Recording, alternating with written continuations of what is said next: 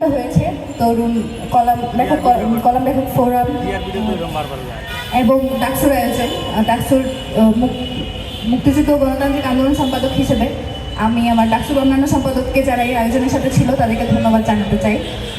এবং এই সিলসিলাটা জারি রাখা তো আসলে সবার জন্যই জরুরি। সিলসিলা জারি রাখার প্রয়োজনীয়তা কেন বলছি, আমাদের লড়াইটা আসলে খুব স্বল্প সময়ের না, আমাদের লড়াইটা দীর্ঘ।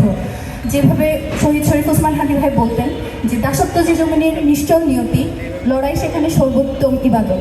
আমরা মনে করি যে বুদ্ধিবৃত্তিক লড়াই, যে সাংস্কৃতিক যে লড়াই, এটা আমাদের জিহাদ। এই কারণে জিহাদ, কারণ অস্ত্র দিয়ে সবসময় সব কিছু মোকাবেলা করা যায় না। শারীরিক পেশি শক্তি যদি আমার অনেক বেশিও থাকে, যে আমাকে বুদ্ধিতে মাত করে, যে আমাকে সাংস্কৃতিকভাবে মাত করে, যে তার লেখায়, তার সিনেমায়, তার কলামে, তার পত্রিকায় যারা আমাদেরকে মাইনরিটি বানিয়ে রেখেছে মেজরিটি হওয়ার পরেও, আমাদেরকে লড়াইটাও বুদ্ধিভিত্তিকভাবেই করতে হবে। এই বুদ্ধিভিত্তিক লড়াই শুরু করেছিলেন বলেই শহীদ শরীফ ওসমান হাদিকে টার্গেটেড হতে হয়েছিল। সেই জায়গা থেকে আমাদের যেটা প্রথম দায়িত্ব, সেটা হচ্ছে আমাদের আগামী প্রজন্ম, তাদেরকে সেভাবে যোগ্য হিসেবে, সেভাবে স্কিল হিসেবে, বাংলাদেশ পন্থী হিসেবে গড়ে তোলা।